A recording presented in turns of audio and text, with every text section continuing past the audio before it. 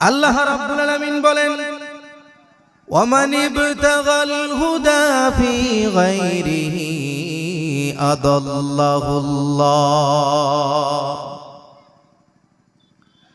যেখানে কোরআন নাই সেখানে যদি মানুষগুলো হিদায়াত পাবার আশায় যায়, আমার আল্লাহ রাব্বুল আলামিন বলেন আমি তাদেরকে নিজের হাতে গুমরা করে দেই।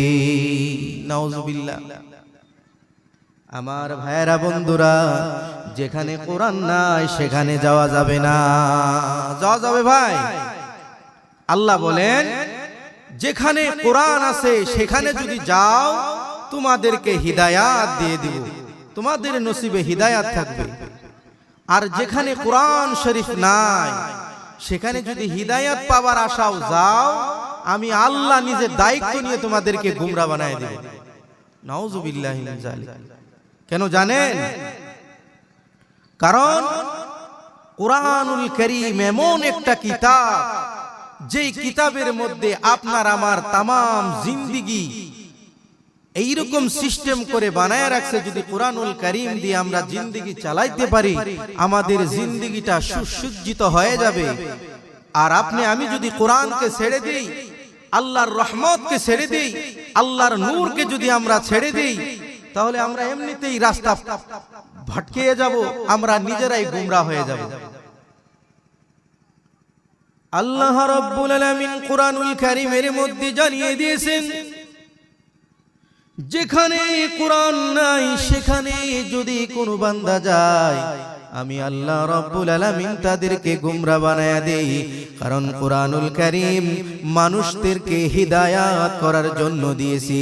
এই কুরআনুল কারীমের পরশে যারা পড়বে, এই কুরআনুল কারীমকে যারা আঁকড়িয়ে রাখবে, এই কুরআনুল কারীমের যারা পাগল হয়ে থাকবে, কোরআনের পাখি হবে যারা, তারা দুনিয়া এবং আখিরাতের মধ্যে কল্যাণকর হয়ে যাবে। কারণ কুরআনুল কারীম এমন একটা কিতাব রে ভাই, যে ছোটর চেয়ে ছোট বস্তু বাকি রাখে নাই। যে আপনি যেই বস্তুর যখন যতটুকুন প্রয়োজন, যেটা আপনার প্রয়োজন, এই কুরআনুল কারীমে খুঁজলে আপনি পাবেন। কারণ কুরআনুল কারীমের নাম হয়েছে মজিদ। যে শব্দ দিয়ে আল্লাহ বুঝাইতে চায় এটা হয়েছে নতুন। এটার কাছে যত আসবে, যত পড়বে, যত এর মধ্যে লুকিয়ে যাবে, যত এর মধ্যে ডুব দিবে, যত একে গবেষণা করবে, ততই তোমরা নতুন নতুন বস্তু পাবে, নতুন নতুন বস্তু পাবে, পুরাতন বস্তু পাবে না। আল্লাহ রাব্বুল আলামিন বলেন, এই কোরআন যদি, কুরআনুল কারীম যদি কেউ আঁকড়িয়ে রাখলো, কুরআনুল কারীম যদি কেউ সুন্দর করে সাজিয়ে রাখলো, মান ক্বালা বিহি সুদ্দিকা ওয়া মান আমিলা বিহি উজিরা ওয়া মান হাকামা বিহি আদালা। কুরআনুল কারীম এমন একটা কিতাব, যেই কিতাব দিয়ে যদি কোনো ব্যক্তি ডাক দেয়, আর কোন মানুষ যদি ডাকের সাড়া দেয়, সেই ব্যক্তি ধন্য হয়ে যাবে। কারণ কোরআন হয়েছে সত্য একটা কিতাব। এটা এমন একটা কিতাব ভাই, ওমান আমিলা বিহি উজিরা। কোন ব্যক্তি যদি এই কুরআনুল কারীম দিয়ে আমল করে, আমি আল্লাহ রাব্বুল আলামিন সেই বান্দাদেরকে নিজের হাতে আমল দেব, নিজের হাতে তাদের আজর দেব। যে এত সওয়াব দেব, এত সওয়াব দেব, বান্দারা কল্পনা করতেও পারে না। এত আজর আছে। কুরআনুল কারীম এমন একটা কিতাব, এমন একটা কিতাব, এই কিতাব থেকে যদি আপনি আমল করেন, এই কোরআনের মধ্যে কম বেশি 500 আমল রাখছে। যদি কোনো একটা বান্দা এই কুরআনুল কারীম দিয়ে আমল করে, আল্লাহ রাব্বুল আলামিন বলেন, কুরআনুল কারীম দিয়ে আমল করলে কখনো তোমরা পথভ্রষ্ট হবে না, তোমাদের কখনো সন্দেহ থাকবে না। কুরআনুল কারীম দিয়ে যদি তোমরা আমল করো, আমি আল্লাহ রাব্বুল আলামিন তোমাদেরকে সওয়াব দিয়ে মালামাল করে দিব। জোরে বলুন সুবহানাল্লাহ। আল্লাহ রাব্বুল আলামিন বলেন ওয়ামান হাকামা বিহি আদালা কুরআনুল কারীম দিয়ে যদি কোনো বিচার ব্যবস্থা করা হলো তাহলে সঠিক বিচার পাবে, সঠিক ন্যায় পাবে, সেই বান্দারা কখনো ঠকবে না।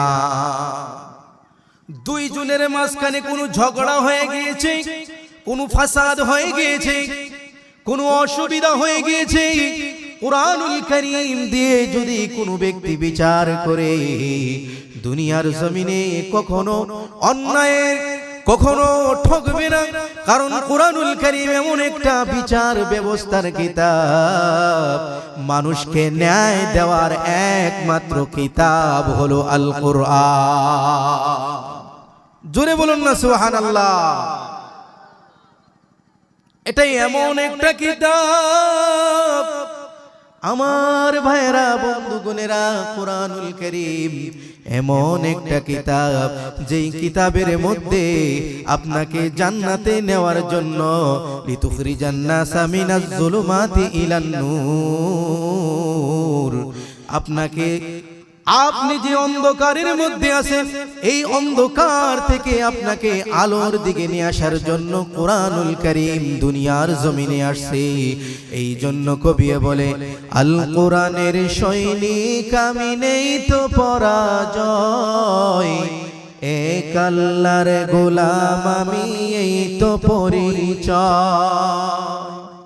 আল কোরআনের সৈনিক আমি নেই তো পরাজয়, এক আল্লাহর গোলাম আমি এই তো পরিচয়, আমার এই তো পরিচয়।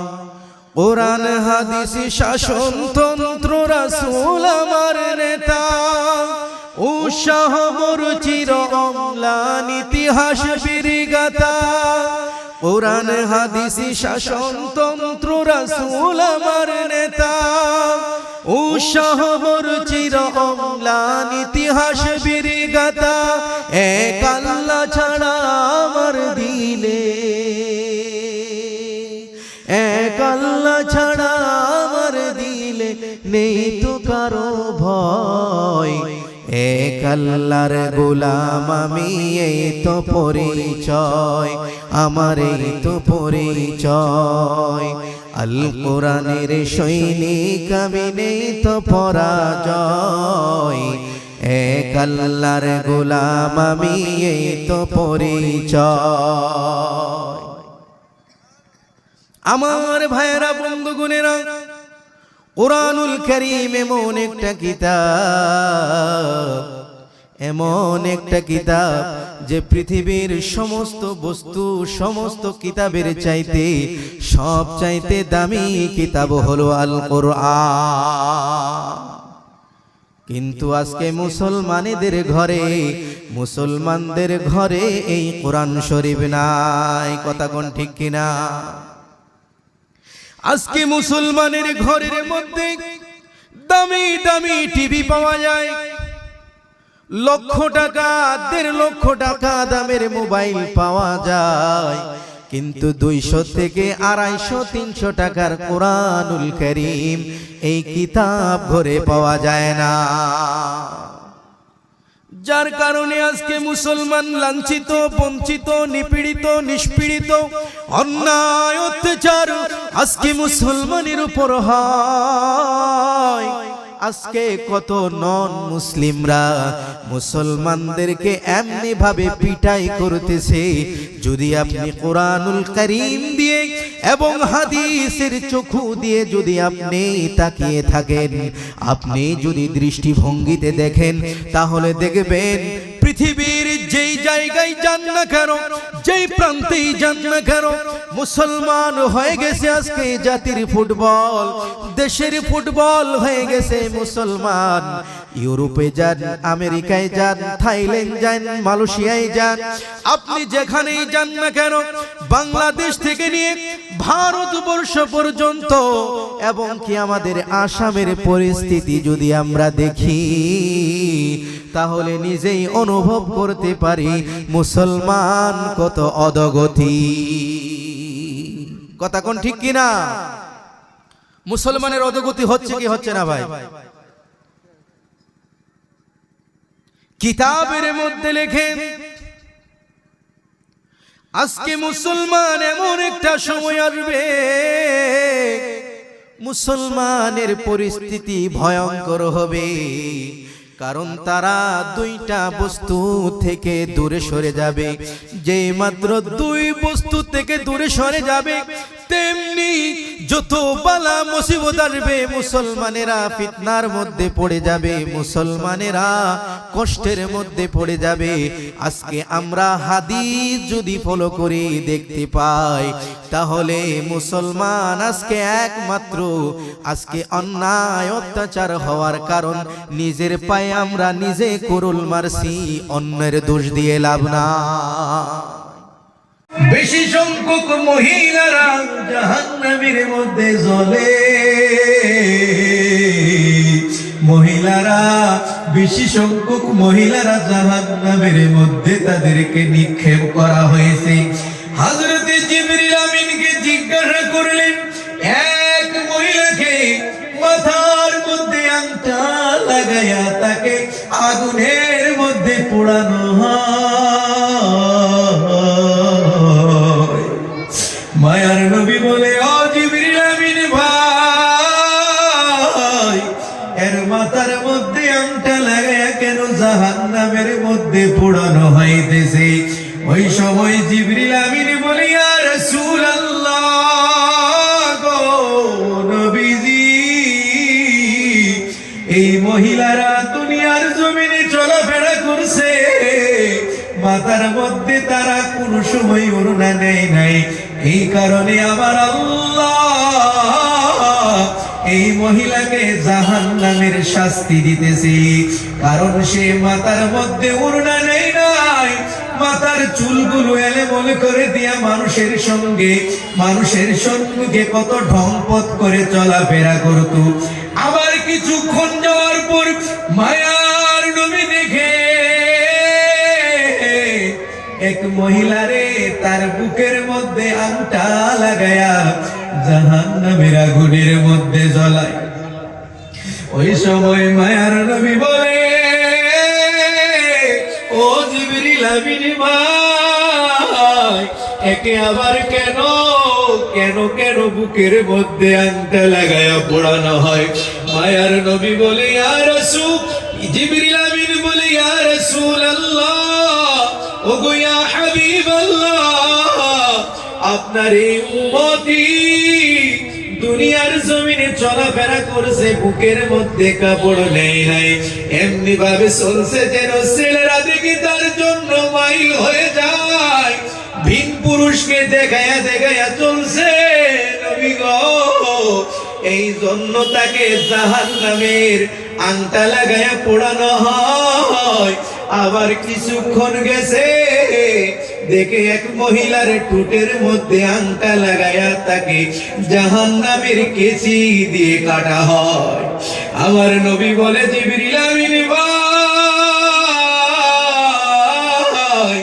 আবার একে কেন ঠোঁটের মধ্যে আংটা লাগায়া পোড়ানো হয়? আংটা লাগায়া কেন জাহান্নামের কেচি দিয়ে কাটা হয়? সেই সময় জিবরিল আমিন বলে, ইয়া রাসূলুল্লাহ, ও নবী গো, এই মহিলাটা দুনিয়ার জমিনে ঠোঁটের মধ্যে কত কিছু লাগাইছে, ঠোঁট পালিশ লাগাইছে, এমনি ভাবে চলছে যেন ছেলেরা দেখে মাইল হয়ে যায়, এই জন্য তার শাস্তি হলো তার ঠোঁটের মধ্যে আংটা লাগায়া তার ঠোঁটের মধ্যে জাহান্নামী কেচি দিয়ে কাটানো হয়। এ আমার পর্দার আড়ালের মা, কই দিন আর বাজবেন, কই দিন আর বাজবেন?